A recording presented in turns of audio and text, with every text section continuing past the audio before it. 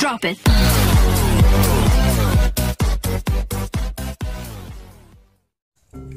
Assalamualaikum warahmatullahi wabarakatuh. Salam pencak silat, salam persaudaraan, salam olahraga jaya. Kembali lagi bersama kita Insan Silat Official. Bagaimana kabar sedulur pencak silat semua? Semoga semua dalam keadaan baik-baik saja. Amin ya rabbal alamin. Di sini saya Insan Silat Official atau biasa dipanggil Kang Mus atau Mustaqir Asyara Sidik akan membawakan sedikit video materi yang berisi tentang 5 hal yang harus dipersiapkan oleh atlet pencak silat ataupun official, baik yang untuk atlet, baik untuk kategori tanding ataupun kategori seni. Nah, namun sebelum kita memasuki video tersebut, bagi yang belum subscribe untuk bisa subscribe channel YouTube ini. Kemudian bagi yang belum like nanti silahkan di like. Kemudian jika video ini bermanfaat silahkan di share agar video ini semakin bermanfaat. Oke, langsung saja kita menuju video berikut. Check this out. Jadi 5 hal yang harus diperhatikan atau dipersiapkan untuk atlet ataupun official pada sebuah pertandingan pencak silat yang di naungan IPSI ya. Ini dalam kategori IPSI, bukan perguruan masing-masing. Adalah yang pertama, yaitu mempersiapkan seragam. Seragam yang seperti apa? Ada 3 jenis kurang lebih yang harus diperhatikan atau dipersiapkan. Yang pertama, seragam bagi official. Official itu tidak hanya yang penting pakai sabuk official kemudian pakai seragam pencak silat, tidak seperti itu. Kemudian yang kedua adalah seragam bagi atlet pencak silat kategori tanding. Itu juga ada peraturannya. Kemudian yang ketiga adalah seragam pencak silat untuk atlet kategori seni. Kita bahas dari seragam untuk official. Yang pertama yaitu official itu harus memakai seragam IPSI, potongan IPSI. Seragam IPSI itu adalah seragam dengan bentuk potongan IPSI. Contoh seperti yang saya pakai saat ini, kerah seperti ini. Kemudian sabuk official warna oranye atau kalau dulunya merah tapi sekarang oranye, bukan memakai seragam perguruan masing-masing. Itu yang harus dipahami, kecuali jika seragam perguruannya warna hitam dan potongannya kerah IPSI seperti ini ya, kerahnya seperti ini. Itu yang untuk seragam official.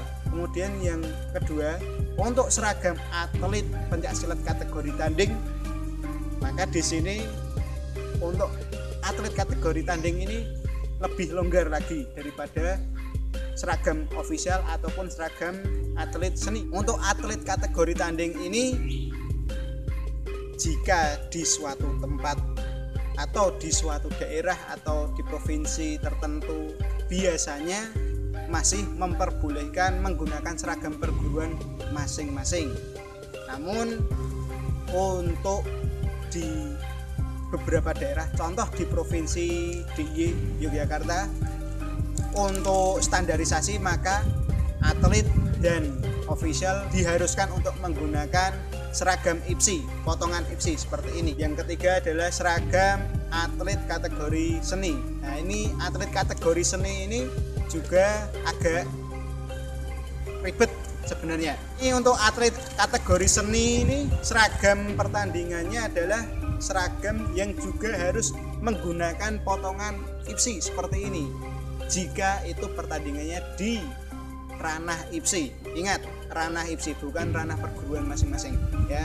Kita berbicara tentang IPSI, maka ada atribut perguruan yang memang tidak diperbolehkan untuk masuk, dan ada juga atribut perguruan yang masih diperbolehkan untuk masuk ke dalam pertandingan itu. Untuk atlet kategori seni seperti tadi yang saya katakan, diharuskan memakai seragam IPSI, potongan IPSI seperti ini. Kemudian misal ya, ada yang mempunyai seragam potongan IPSI namun ada list atau garisnya yang warna-warni, maka itu tidak diperbolehkan. Contoh, mungkin di tapak suci atau PSHT atau merpati putih. Nah, itu kan beberapa ada contoh tapak suci. Ini menyilang, kemudian ada listnya kuning, merah ada listnya kuning. Kemudian PSHT ada kerahnya, kemudian ada tali. Kemudian di merpati putih sini sudah agak seperti seragam potongan IPSI, namun di sini ada tali dan list merah seperti itu. Itu tidak diperbolehkan, itu menurut peraturan IPSI.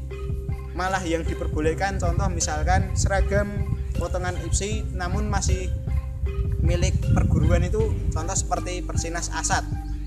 Di sini seragam potongan IPSI kerahnya warnanya hijau polos tanpa ada list apapun, itu diperbolehkan.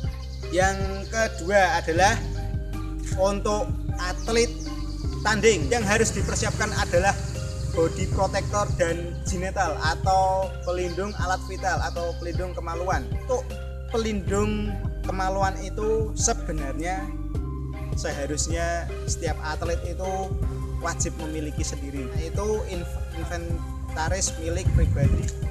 Untuk pelindung badan atau body protector itu biasanya kalau di pertandingan sudah ada yang menyediakan dari panitia, namun lebih baiknya setiap atlet pencaksilat untuk yang kategori tanding mempunyai body protector ya. Harganya cukup murah, biasanya mungkin 150-an ke atas, itu yang paling murah lah. Untuk ginetal itu biasanya harga 90 atau 110-an. Yang ketiga ini adalah untuk atlet seni, persiapkan adalah aksesoris seni. Untuk aksesoris seni ini panitia tidak mungkin mempersiapkan untuk atlet. Jadi silahkan bagi atlet kategori seni ini untuk mempersiapkan beli atau pinjam untuk dipakai untuk lomba. Kemudian kalau sudah punya pilihan untuk aksesorisnya, jangan lupa aksesoris selalu dicek agar tidak lepas. Misal untuk yang kategori tunggal ini ada ikat kepala, jangan sampai ikat kepala ini terlepas ketika dipakai lomba, atau kain sembongnya juga. Nah, itu mengurangi nilai. Tapi untuk atlet kategori ganda itu tidak apa-apa. Yang keempat, senjata seni. Kalau yang seni tunggal misal ya golok dan toya, golok, toya. Nah, itu di sini juga harus dipersiapkan. Meskipun kalau bagi saya ini seharusnya wajib punya, tapi biasanya panitia juga menyiapkan untuk yang kategori seni tunggal, golok dan toya. Yang kelima atau yang terakhir adalah deker kaki, pelindung kaki. Ya, ini untuk atlet kategori tanding.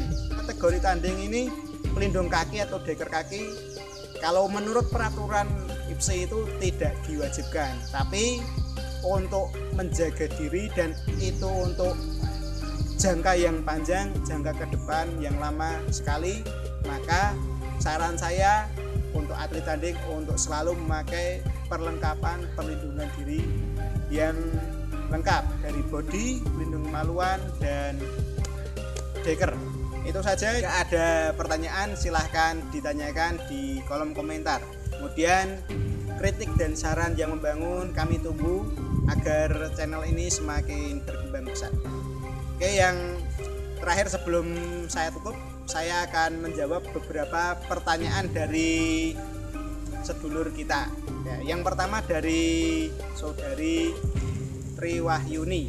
Dia tanya, Kang Mus, kenapa ikut pencaksilat di tapak suci, perguruan tapak suci? Apa yang bikin seru atau yang berkesan di tapak suci? Saya jawab, kenapa saya ikut perguruan tapak suci? Ya karena mungkin dulunya saya pertama kali ikut latihan bela diri ketemunya tapak suci. Maka ketika saya pergi yang berkesan ya karena pertama kali ikut tapak suci, maka sampai saat ini saya masih ikut di tapak suci. Seperti itu ya. Mungkin kalau dulunya saya ketemu PSHT, ikut latihan PSHT, mungkin saya juga ikut di PSHT atau Persinas Asad ya Persinas Asad, atau merpati putih, atau misalkan ikut perisai diri dulunya, mungkin sampai sekarang juga ikut perisai diri. Kemudian pertanyaan yang selanjutnya dari Mbak Ika. Kang, tolong video latihan kirim video latihan bisa kalian lihat di sebelah sini.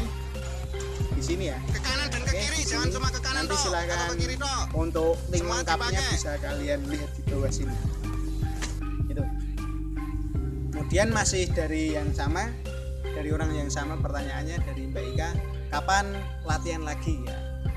Nah, berhubung karena keadaan saat ini masih di dalam keadaan pandemi COVID-19 Corona ini, maka untuk menjaga kesehatan kita bersama maka tidak ada latihan bersama.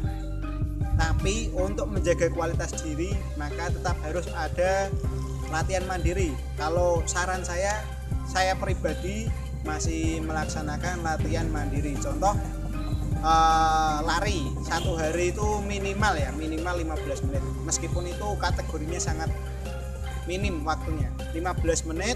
Kemudian sit up, push up, back up 75 kali sehari. Kemudian latihan pengerasan kaki dan sebagainya. Kemudian latihan teknikan mandiri shadow boxing. Kemudian latihan seni juga sendiri, solo spell seperti itu. Semoga itu sudah bisa menjawab 3 pertanyaan dari saudara kita. Sekian dari kami. Jangan lupa bagi yang belum subscribe silahkan subscribe dulu, bagi yang belum like silahkan di like, kemudian di share jika bermanfaat dan semoga tambah bermanfaat. Jangan lupa kritik dan saran yang membangun kami tunggu, semoga channel ini semakin bermanfaat dan semakin maju. Saya cukupkan sekian. Wassalamualaikum warahmatullahi wabarakatuh.